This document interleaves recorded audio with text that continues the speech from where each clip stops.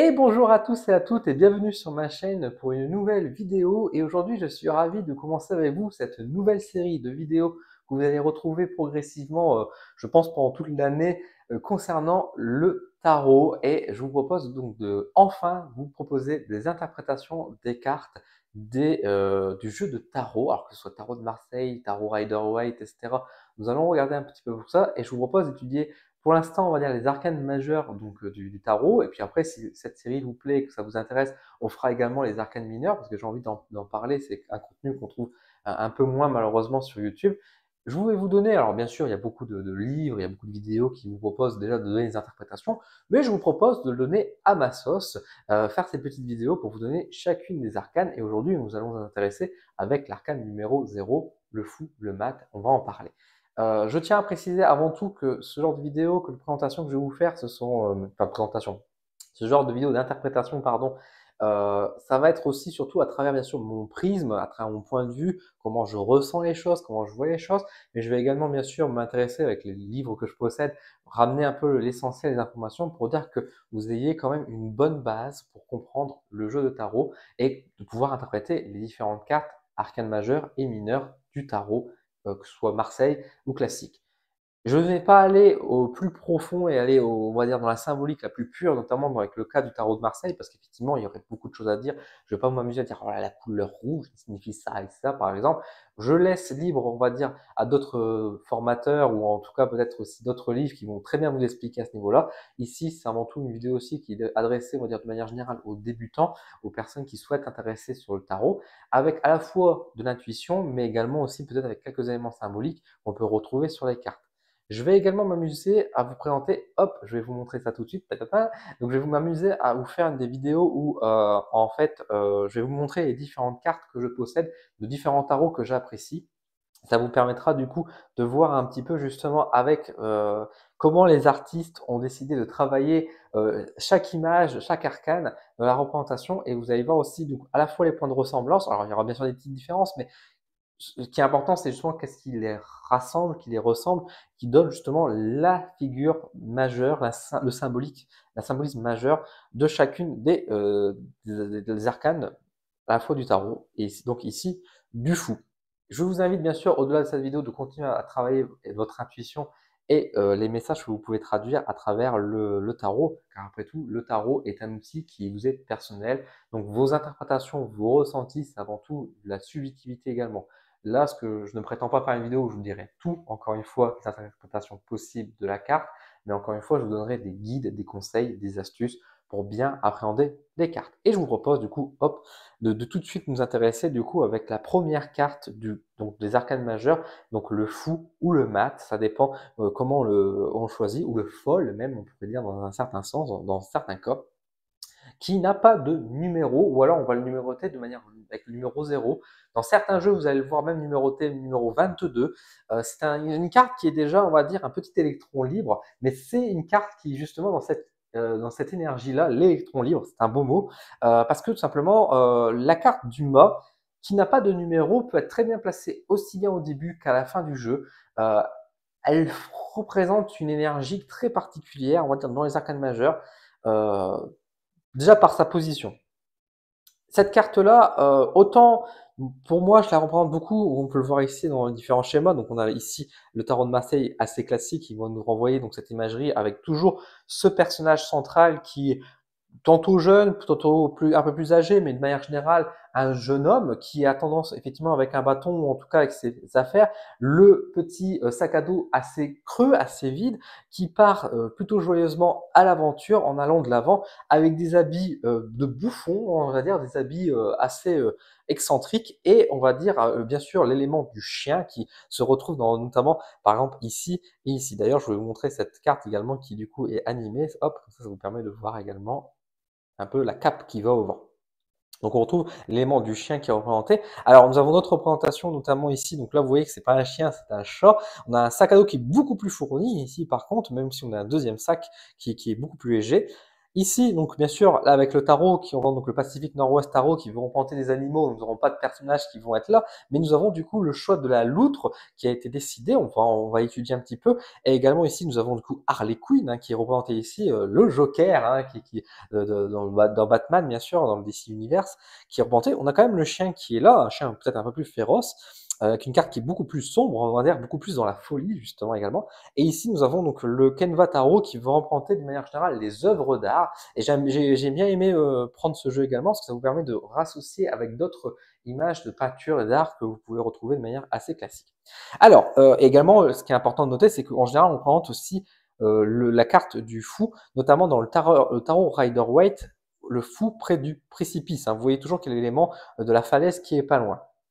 Que dire par rapport à cette carte? En fait, le truc, c'est que cette carte-là va représenter, pour moi, le début du voyage. On sent vraiment que c'est pour ça qu'en fait, il y a l'idée de voyage à travers cet arcane, et c'est pour ça qu'on la met autant au début qu'autant à la fin, parce que tout dépend du point de vue qu'on va étudier. Certains vont le mettre au début comme moi, parce que pour moi, c'est un peu le début du voyage, comme si les arcanes majeures vont nous représenter les péripéties du héros, avec le point de départ du fou, justement, de ce personnage qui part avec ses affaires, tout content, prêt à aller à l'aventure de manière un peu naïve d'ailleurs, avec une certaine naïveté pour aller, on va dire, explorer et connaître le monde, prêt à affronter les épreuves, mais est-il vraiment prêt avec si peu de bagages? C'est une bonne question. Mais là où c'est intéressant aussi, c'est que dans notre interprétation, on a tendance à dire que justement, le fou, le folle, le mat a genre une sagesse, a beaucoup d'expérience, parce qu'il connaît l'aventure, il connaît les choses, et donc il sait que finalement, il n'y a pas besoin de se prendre la tête, on va dire, sur des biens matériels. Et c'est pour ça que, enfin, je vais revenir sur le bien matériel, mais on n'a pas besoin de se prendre la tête. On connaît le voyage, on connaît l'aventure, et du coup, on part d'un pas léger en disant, je suis prêt à affronter l'avenir, je suis prêt, plus qu'affronter l'avenir, je suis prêt à savourer la vie, de me laisser porter, de me laisser aventurer. Et il y a une forme de sagesse, et c'est pour ça que tantôt, en fait, on commence peut-être avec à la fois l'arcane du fou en numéro 0, autant lorsque le voyage est terminé, on revient en fait à cette étape du fou, parce qu'après tous ces péripéties, après tout ce voyage, on en ressort grandi et on s'aperçoit qu'en fait, autant on est parti peut-être naïf, sans connaissance, mais même avec les connaissances, heureux sont les simples esprits. Et donc on part tranquille, on part dans un air plutôt léger. Donc vous voyez que déjà au niveau de cette carte, au niveau le fait qu'il n'y a pas de numéro ou que c'est un numéro 0, on sent que c'est une carte qui se place où elle veut finalement une fois qu'on a en sorti l'expérience et en même temps sans avoir forcément l'expérience.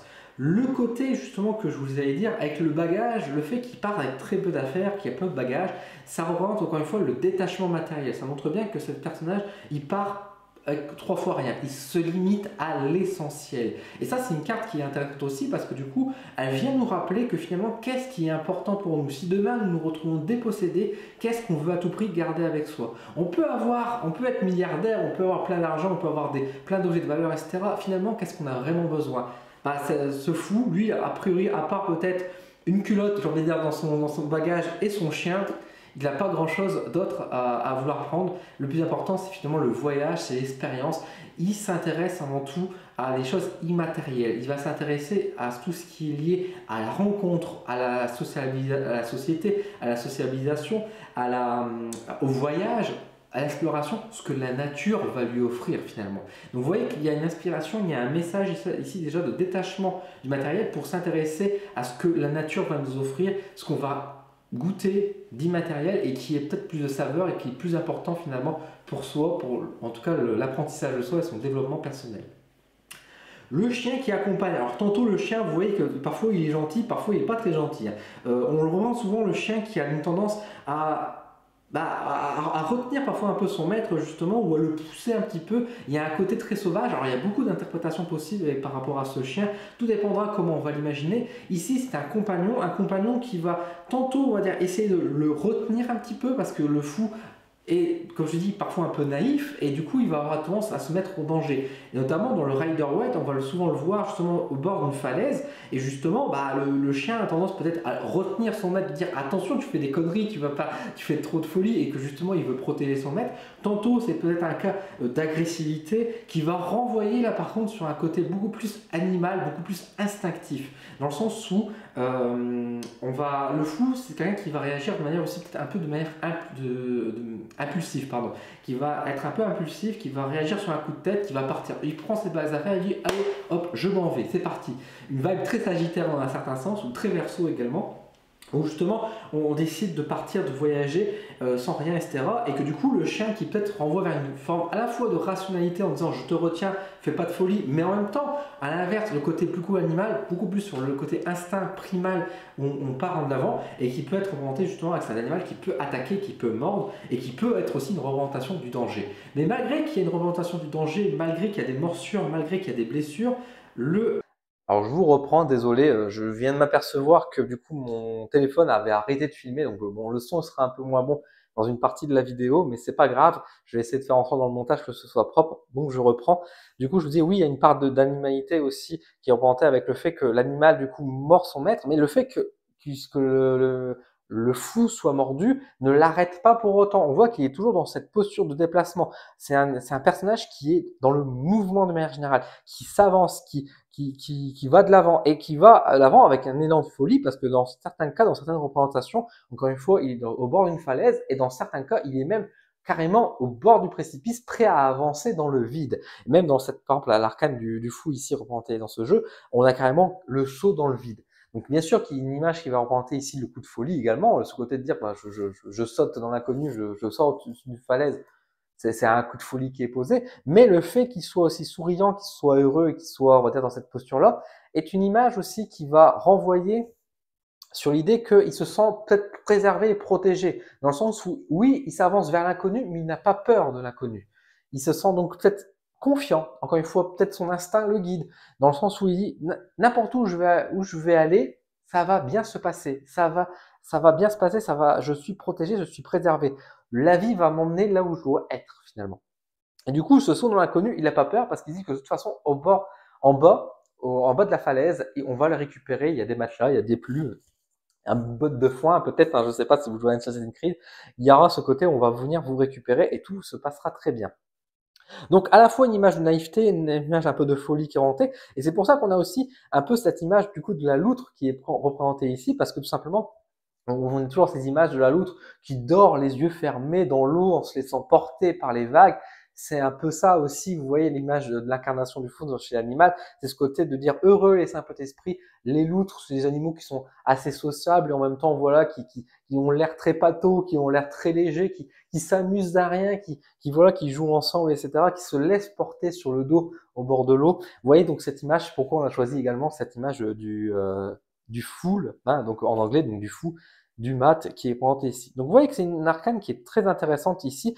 Ici, qui a été renommée d'ailleurs par le tarot du voyage, par la carte du nomade, pour encore une fois exprimer beaucoup l'expression du voyage, justement, à travers le déplacement, le fait que le fou n'est pas immobile, mais bien au contraire, le fou veut voyager, veut expérimenter, veut connaître. Donc c'est une carte qui est très intéressante. Également, c'est vrai que dans l'interprétation, je regarde un peu mes notes, il y a également cette idée que le fou va représenter de manière générale. Alors, ça peut représenter nous-mêmes, dans le sens où c'est un peu le héros de l'aventure, comme je vous disais, et qui peut être tellement placé dans différentes postures, dans différents endroits, que finalement, voilà, quelle autre carte pourrait-il représenter autre que le consultant? Est-ce que nous ne sommes pas tous un petit peu fous finalement dans cette histoire? Est-ce que nous ne sommes pas un peu tous naïfs, un peu bêtes, on va dire, mais pas bêtes forcément dans le sens péjoratif, mais juste parfois bah, on n'a pas connaissance de tout et on s'entête à tort, parfois on fait des erreurs, parfois on ne sait pas trop, et tout ça fait que bah, finalement, est-ce que c'est un mal en soi? Il y a un côté aussi de devenir de nous rassurer aussi, de nous dire juste, c'est pas parce qu'on doit avoir toutes les connaissances, qu'on doit toujours chercher les réponses à tout, qu'on doit avoir le contrôle sur toutes les choses qui nous rendra heureux. Encore une fois, il y a un message très fort, très beau aussi là-dessus, de nous dire juste bah, que finalement, ne pas tout avoir, ne rien posséder, ne pas avoir de biens matériels, ne pas avoir toute la connaissance, ne nous empêche pas d'être heureux et de vivre une belle vie. Et finalement, encore une fois, est-ce que nous ne sommes pas venus nous incarner pour ça, pour être heureux avant tout? Le fou a tout compris. Et c'est pour ça qu'encore une fois, on le retrouve autant en arcane, on va dire numéro 0, quand on peut le retrouver en 22, que, par exemple, avant et après le voyage, parce qu'après avoir expérimenté, il a compris que finalement, que tout ça était bien futile finalement, que tous nos biens terrestres, nos problèmes terrestres, était quelque chose qui était quand même que temporaire et que c'était pas ça le but de la vie. Euh, Qu'est-ce que j'allais dire d'autre aussi? Oui, donc ça représente également, sur d'autres aspects, ça va représenter tous les marginaux. Donc, un peu les voyants, comme moi je le suis, par exemple, tous ceux qui ne rentrent pas dans les clous, parce que justement, dans une société, comme je vous expliquais, qui nous impose peut-être parfois de dire que oui, pour être heureux, il faut être propriétaire, il faut posséder tel argent, il faut avoir une Rolex. Hein, si t'as pas une Rolex, t'as raté ta vie. Hein. Bien évidemment, le fou va à contresens et qui dit, bah, je m'en fous. Moi, j'ai rien, j'ai pas de maison, je suis peut-être à la rue, mais je suis peut-être plus heureux que celui qui a une Rolex. C'est ça, encore une fois, aussi le message qui est là, et donc une représentation de manière générale des personnes qui sont en dehors des clous, qui a ce côté un petit peu loufoque, mais pas encore une fois forcément qu'avec le sens péjoratif. Euh, Il y a un côté aussi, encore une fois, qui est de changement, on va dire de manière générale avec cette carte, dans le sens où effectivement, c'est une carte qui va beaucoup évoquer l'idée de tout laisser derrière soi pour avancer. Encore une fois, c'est une carte qui est dans l'idée de déplacement. Donc on va de l'avant, on se déplace, on marche. Donc c'est intéressant aussi de voir l'idée de changement qui est marquée dans la carte, dans le sens où c'est un changement qui est décidé par soi. En conclusion, je vous propose du coup pour conclure de faire un petit, en bref, un petit récapitulatif, on va dire, de l'arcane majeur du fou, en vous donnant à la fois les côtés positifs et un côté un peu plus négatif également de la carte. Donc, dans un aspect positif, on va retrouver l'idée de liberté, le côté instinctif, on est guidé par soi, le côté aussi création. C'est vrai qu'on n'en a pas beaucoup parlé, mais dans cette idée de, bah voilà, il crée sa propre aventure, son propre voyage, ses propres expériences. Donc, il y a une idée, encore une fois, de se mettre en avant, d'être acteur de sa propre vie, créateur de son propre chemin.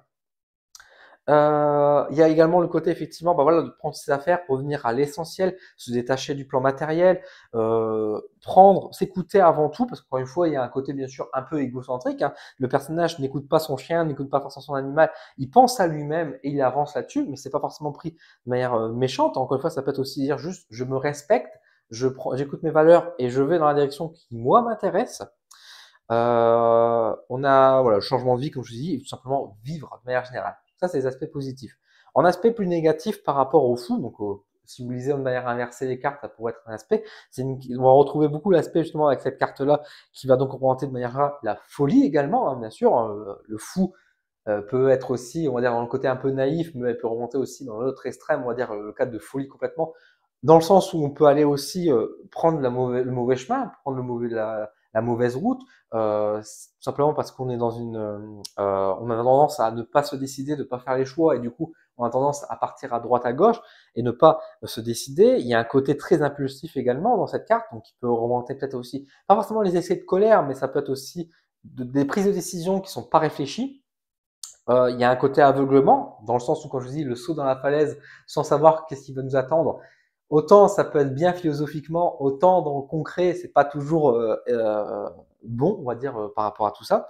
Il y a également l'idée de fuite, parce qu'évidemment, si on se dépossède de tout, on lâche tout derrière soi, symboliquement, on se dit, ah bah c'est bien, c'est beau, c'est philosophique, mais dans un cas, par exemple, dans un cadre sentimental, si vous vous demandez comment va se comporter votre petit ami, et puis que vous sortez cette carte-là, ah, est-ce qu'il va pas prendre bagage et se casser sans rien dire, et qu'il va dire, voilà, je me casse. Voilà, il y a également l'image de fuite qui peut être représentée à travers cette carte, et de folie, comme je vous l'ai exprimé. Donc l'arcane majeur, donc du mat, du fou, du folle, voilà la petite vidéo d'interprétation. J'espère que ça vous a plu, en tout cas ce format-là, que ça vous a donné de l'inspiration, ça vous a donné des envies. En commentaire, dites-moi également comment vous interprétez cette carte, comment vous la voyez, vous, de votre côté. Quelles sont vos interprétations? Comment vous l'interprétez? Est-ce que vous l'aimez bien, cette carte-là, ou au contraire, vous ne l'aimez pas? Dites-le moi également en commentaire, c'est toujours assez agréable d'avoir vos retours et des échanges. Je sais que dans ces genres de vidéos, il y a beaucoup de monde aussi qui aime bien lire les commentaires pour avoir un peu des visions, des avis différents, donc n'hésitez pas à partager. Merci de votre soutien, si ce format vous plaît, n'hésitez pas à me le dire en commentaire, pareil, pour que je puisse continuer tout ça. Et on va suivre donc tout doucement le chemin des arcanes majeures avec le tarot. Et la prochaine fois, nous nous intéresserons du coup au magicien, également le battleur, et nous nous intéresserons donc à sa symbolique.